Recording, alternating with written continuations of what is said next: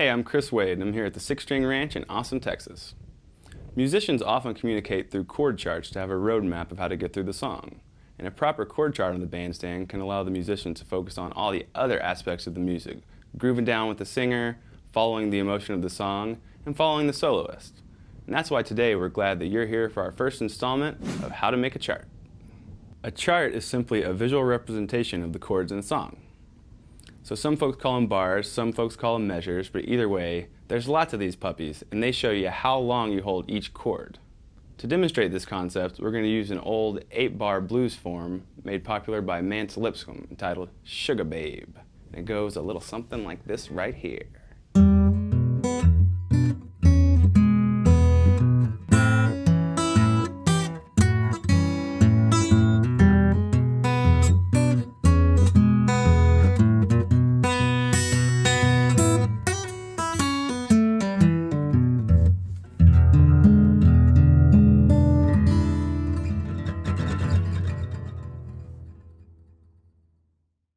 Sugar Babe consists of 3 chords. You got the E7, the A7, and the B7. So in this example, it's in 4/4, so each measure is 4 beats. So if we play 4 beats or 1 measure on the E7 chord, it'd be something like this. 1, 2, 3, 4. Let's see how long we go until we reach a different chord after the E7 chord. 1, 2, 3, 4, 2, 2, 3, 4. And right there, that's where you change to the A7 chord. So that's 8 beats or 2 measures on the E7 chord. So the whole thing together in sequence sounds like this.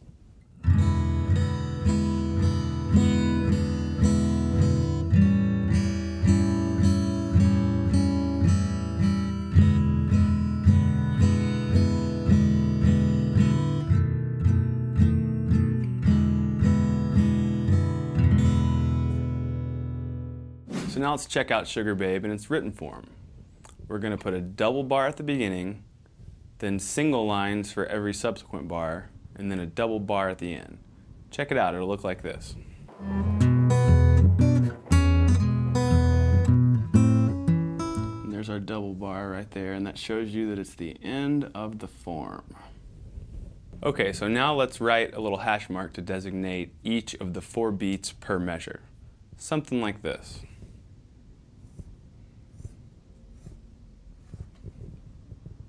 And this is just a good tool to help you keep track for later on when you start to have more chords in every measure.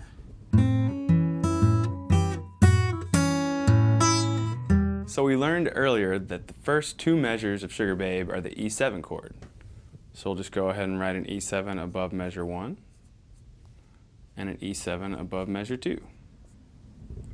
Now the next 2 measures are the A7 chord. So let's put that there and another A7 there. On measure 5, we go back to the E7 chord. So we'll again do it the same as we did on the first line. Now here's where it changes and goes to the B7 chord here on measure 7. So we'll write our little B7 right there. And for the final measure, it goes back to the E7, like that.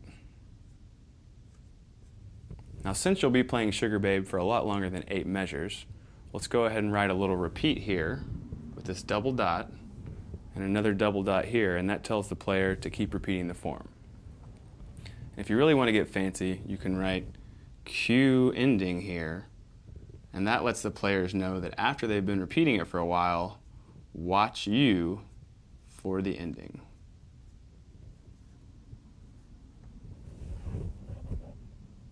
This has been part 1 of our chart making series. If you dig the video, please tune back in and don't forget to subscribe and hit the like button that is somewhere down there. Thanks so much for tuning in, and may the groove be with you.